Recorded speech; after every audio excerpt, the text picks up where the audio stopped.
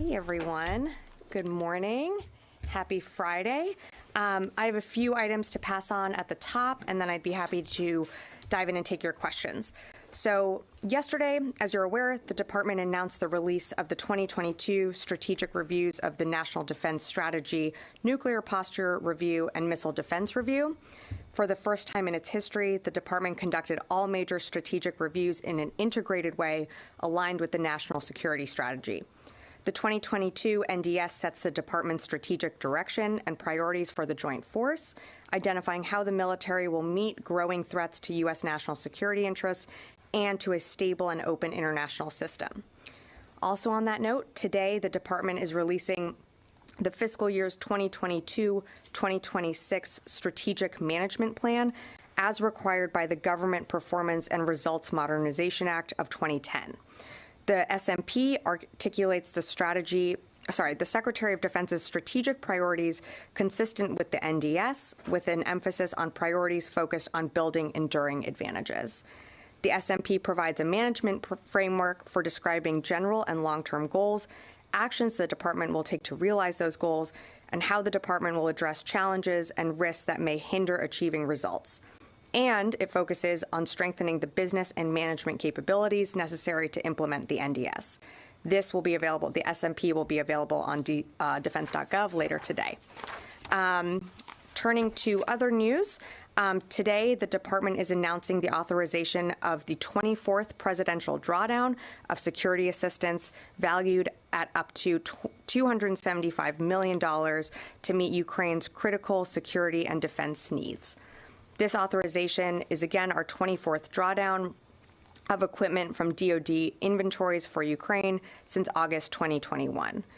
Capabilities in this package, which you'll see up here, additional ammunition for HIMARS, which are the high mobility artillery rocket systems, 500 precision-guided 155 artillery rounds, 2,000 155 millimeter rounds of remote anti-armor mine systems, more than 1,300 anti-armor systems, 125 Humvees, small arms, and more than 2.75 million rounds of small arms ammunition, and 4 satellite communications antennas. In total, the U.S. has committed more than $18.5 billion in security assistance to Ukraine since the beginning of the Biden administration. Just 2 more things here.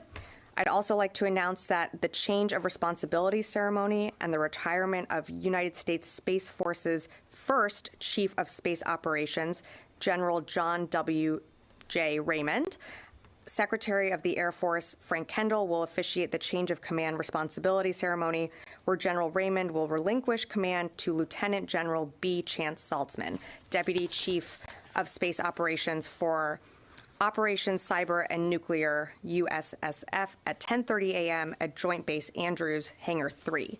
Secretary Austin will also be present, and General Raymond will award and provide, Secretary Austin will present General Raymond with an award and provide remarks. And lastly, on Monday, the 31st, the U.S. Army Pacific will begin their first Joint Pacific Multinational Readiness Center, which JPMRC rotation in Hawaii. The JPMRC is the first combat training center established by the U.S. Army in over 50 years and is the first combat training center for the Indo-Pacific. It will include several thousand participants from all U.S. joint services and the Coast Guard, as well as active participants from Thailand, Indonesia, and the Philippines. JPMRC increases combined training opportunities for our regional allies and our partners and produces significant cost savings versus moving personnel and equipment to continental U.S. training facilities. And with that, I'd be happy to take your questions. I'm going to first turn it over to Lita, who's joining us on the phone. Hi, Sabrina. Thank you. I have a couple quick things. First, the Secretary, I just want to make sure I'm interpreting the Secretary's comments yesterday accurately. He said we'll be able to get the capability and trained troops married up in Ukraine on the NASAMS early next month. Does that, am I hearing that correctly? That means that there are already troops trained on the NASAMS in Ukraine or that have been trained there are already Ukrainian troops that have been trained that are ready to use these NASAMS early next month when they arrive? And is there also the AMRAAM ammunition already there?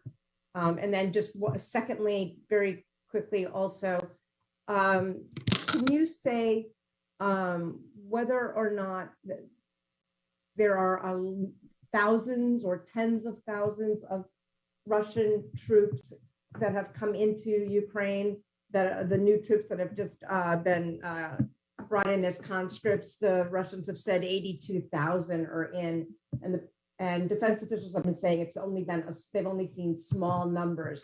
I'm trying to figure out which is accurate. Thank you. Sure. Thanks, Lita, for the questions. A few things to unpack there. So first, in terms of the training, when on your question with training on the NASAMS, there is a training program with this system, and once it has been completed, the system will be ready for delivery to Ukraine, and we anticipate that training program will conclude soon.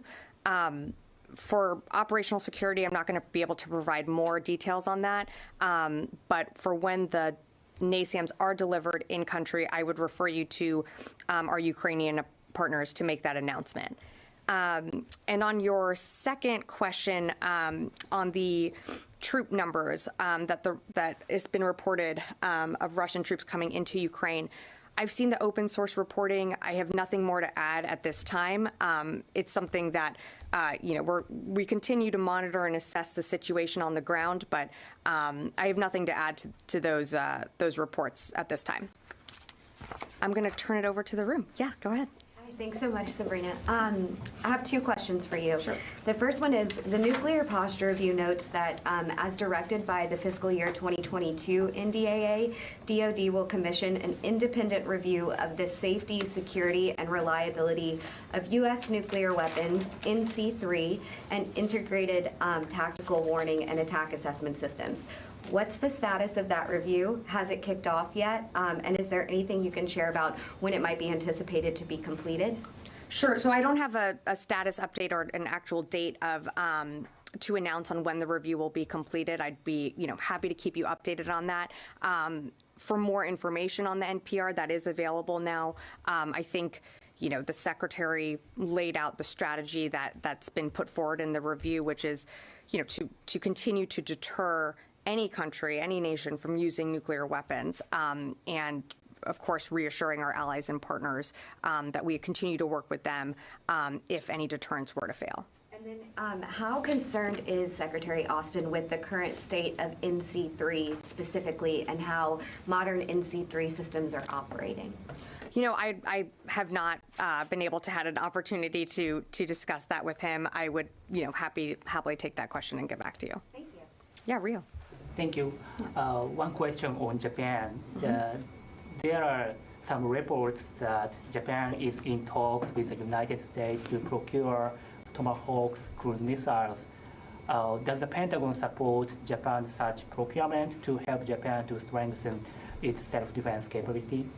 Sure. So as a matter of policy, as you probably know, I'm not going to be able to comment on any potential arms sales or transfers before they are formally notified to Congress. But look, for 70 years, we've had a very strong relationship with Japan.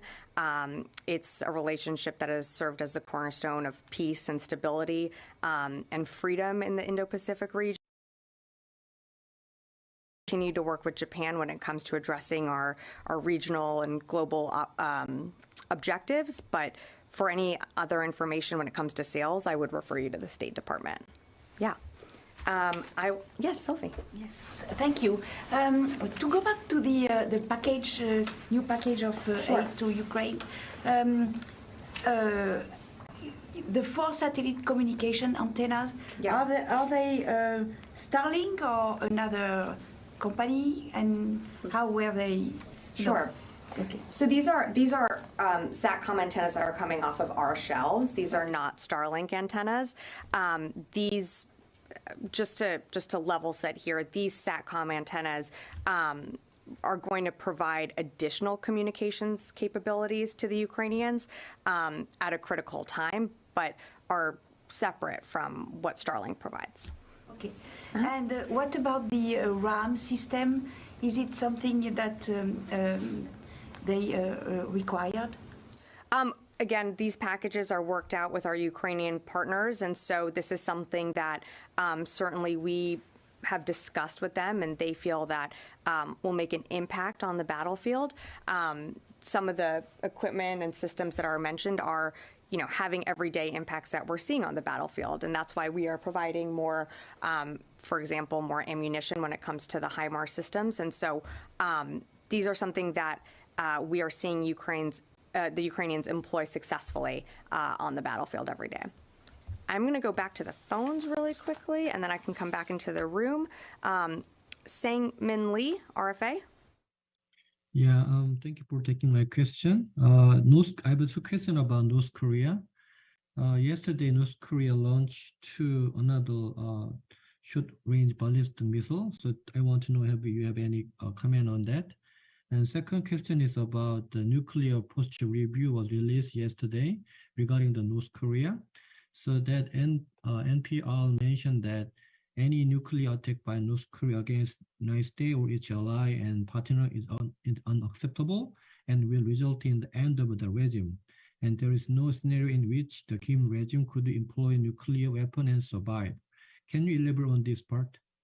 Sure. So I'll take your first question first, and then I'll come back to the NPR.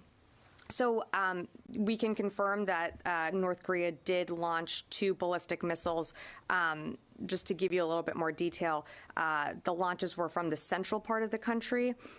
We believe early in the day, October 28th, so late in our day on the 27th. These missiles landed in the vicinity of Alsam Island. And we have assessed that these launches, this event does not pose any immediate threat to U.S. personnel or our allies. And again, we have and we continue to do, we are going to continue working closely with our partners and allies in the region. But the actions that the DPRK has taken, again, further destabilize the region, and our commitments to the Republic of Korea and Japan remain ironclad. In terms of the NPR and what was released yesterday, and I think I remember most of your question, look, we released the nuclear posture review because we believe that a nuclear weapon should never be used. And part of this review is to ensure that we are deterring other nations from using nuclear weapons. Our goal is to see a full denuclearization of the Korean Peninsula. That is something that our partners and allies want. That is something we want. And so the actions that that DPRK continues to take further destabilize the region, but also further commit and strengthen our relationship to the Republic of Korea and Japan. I'm going to go to our next question on the phone. Idris, Reuters. Hey, 2 quick questions. Firstly, has Secretary Austin reached out to Defense Minister Shoigu at any point since Sunday? And secondly, is it your understanding that the Russian Grom exercises are now over, at least the missile launch part of it? Thanks, Idris. So in terms of any calls or any outreach, I have nothing for you to preview at this time. If there is another call, I'd be happy to relay that when that, if that does happen. And in terms of the exercises, Russia's strategic nuclear exercises, as far as we are aware and as what we are monitoring is that they are ongoing. We won't speculate on future actions, but we are continuing to closely monitor this exercise as it continues, most likely into the weekend. I'll take another one from the phone, and then I'll come back into the room. Laura Sagelman, Politico. Hi, Sabrina. Thanks for doing this. I wanted to follow up on Sylvie's question about the aid package and the communications antenna. Is this the first time you're sending antenna that is not supporting Starlink? Can you just clear that up? This is the first time that we are sending 4 SATCOM antennas. Now, antennas can work with different types of satellites, so it's not just that they could work with Starlink. These just help improve communications capabilities on the battlefield. So can you tell us a little bit more about that? Why are you sending these now for the first time, and what will that support? How will that help Ukraine in this stage of the fight? Well, look, I mean, we're seeing Ukrainian infrastructure and electrical grids being targeted by the Russians, and these antennas provide an additional capability on the ground at a critical time when Ukraine's infrastructure is being hit. They're not, these SATCOMs are not intended to serve as a substitute for a service like Starlink. They help increase communication efforts on the battlefield. Follow up, or did I think I answered? Sorry about that. Yeah. Yeah, so you mentioned, or it had been previously mentioned, that Spain was going to be delivering the Hawks air defense systems.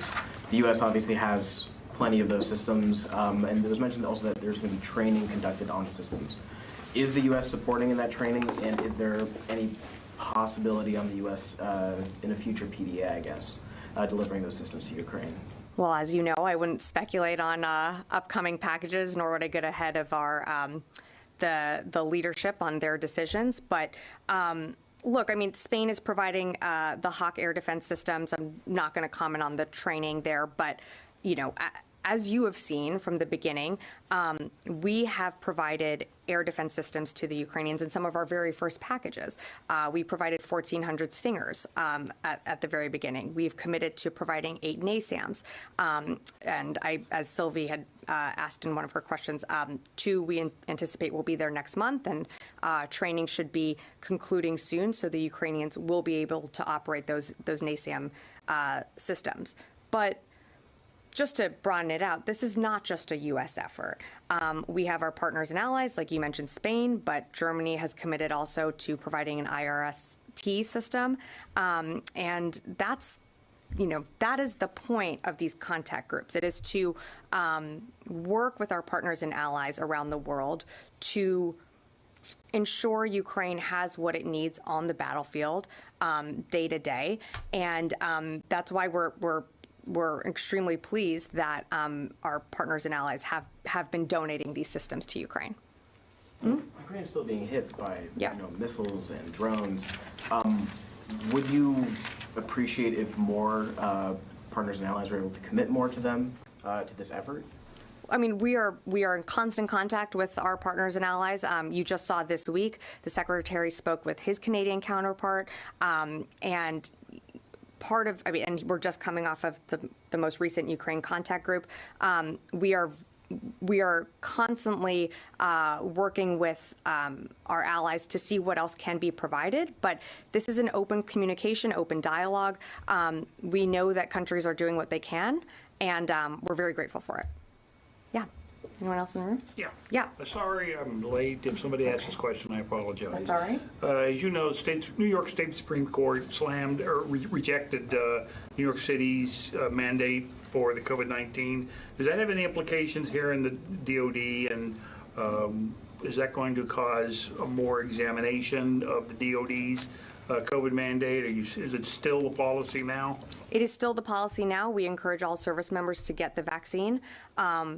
Look, I mean, we require all service members to get the vaccine. I'm not going to comment on any ongoing litigation. I'm sorry if I'm not just not going to go any further on that front. But yes, we do require our service members to get the vaccine. And as of right now, I have nothing new to announce in terms of if that policy is changing. But right now, it's not.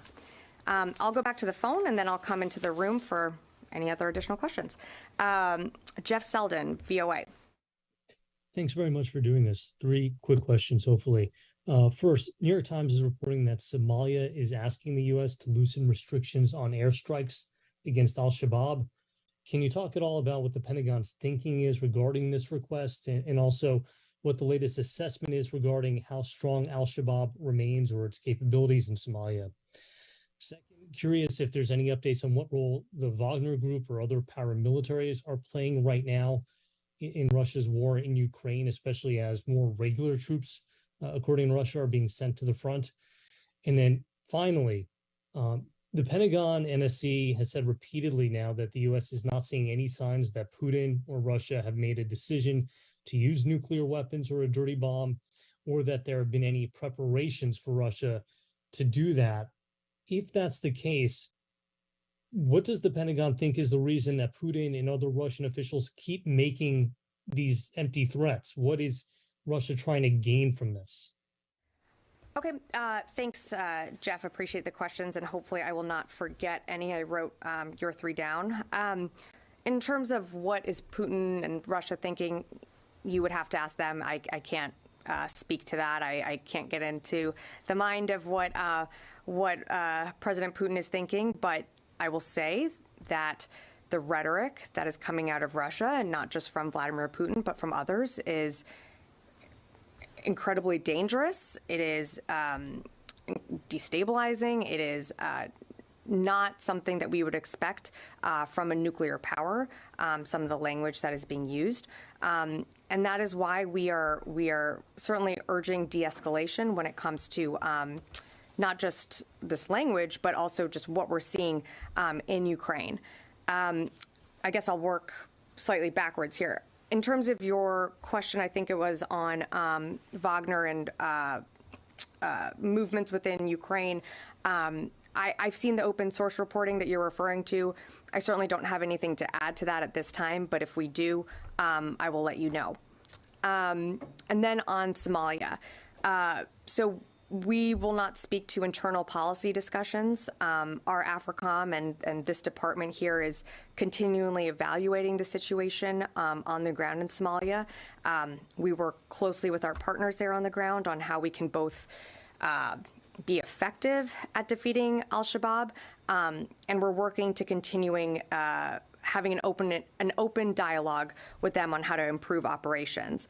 But in terms of any recommendations that the command has on the execution of our mission in Somalia, I don't have anything else to preview at this time.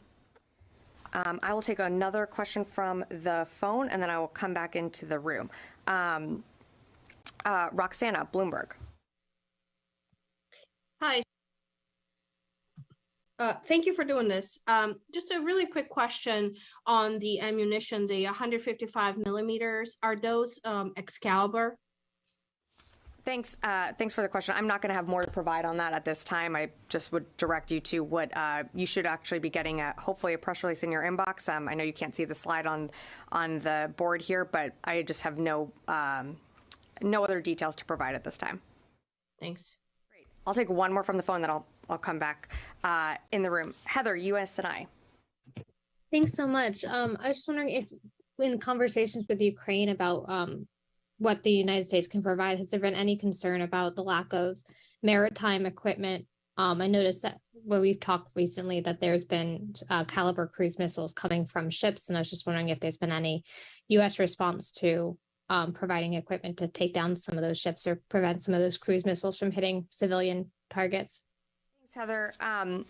As you know, and as you saw this week, the Secretary was in touch with his counterpart, Minister Reznikov.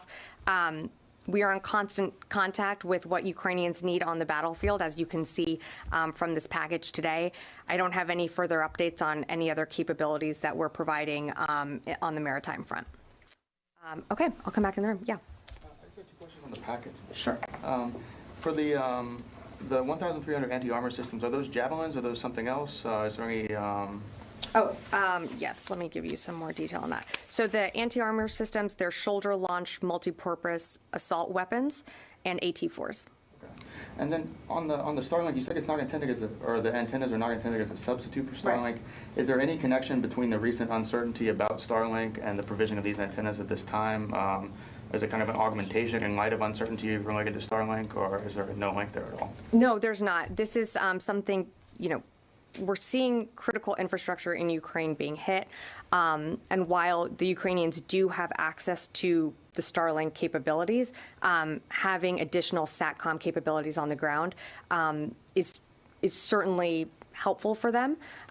It provides for better just general command and control on the ground. And so, but no, nothing to do in terms of access to Starlink. Mo, did you have a question? Yeah.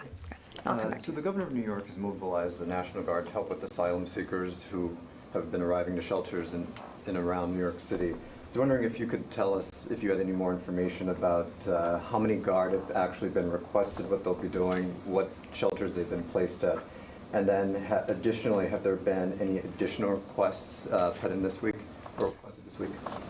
Thanks for the question. I don't have more information on that at this time. I'd be happy to look into that, but I would actually direct you to the National Guard for those numbers. And I'm sorry, did you have another follow-up? Okay, you're good. Okay, yes. My question is about the NPR and China. Sure. NPR released yesterday mentioned that the U.S. has made greater progress about the dialogue and crisis management with China. But China, as a reaction to NPR, they accused that the U.S. uses nuclear weapons for geopolitical goals, and it's against the expectation of preventing nuclear war. So how do you react to Chinese? Sure. Our goal, using a nuclear weapon is never our goal. Our goal is to deter. And that's of course laid out in the NDS. But one of the things that's also laid out is, and that the Secretary spoke more about, is deterring strategic attacks on the United States, our allies, and our partners, deterring aggression, and being prepared to prevail in conflict if necessary. Look, we don't seek conflict with China. We can be competitors, but we also know that China remains our pacing challenge, and so we are going to continue to make sure that we are responsible in how we use our weapons and our capabilities. But our main goal here is to deter. Do you have expectation that the U.S. can resume the dialogue with China about crisis management? We always would like to maintain an open dialogue. That's something that you've seen the Secretary do before, and so I would certainly say that we welcome an open communication dialogue with China. I'm going to take one more question from the phone, and then if anyone has any last questions, I will come to the room. I realized I missed Louis Martinez, ABC. Hi, Sabrina. This is an out of left field question, maybe an out of this world question. It has to do with UAPs, unexplained aerial phenomena. 4 months ago, Dr. Hicks established something called ARROW, the All-Domain Anomaly Resolution Office, kind of a change from the previous AOI MSG organization. How is that progress going with in terms of UAP analysis, in terms of what progress has been made in determining what has been seen in those videos? And also, there's a report out today that maybe possibly Chinese surveillance might be responsible for some of the imagery that's been captured that has been partially explained as not being UAPs earlier this year. Just looking for some comments on the Chinese surveillance angle. Thank you. Yep. Thank you. Thanks for the question. I don't have much to provide in terms of an update on the review and more on UAPs. When I do, I will certainly provide that to you. But at this time, and I've also seen the open source reporting, but nothing to add right now. Anything else in the room before I wrap it up? Okay. Well, happy Friday. I hope everyone has a great weekend, and we will see you on Monday. Thanks, guys.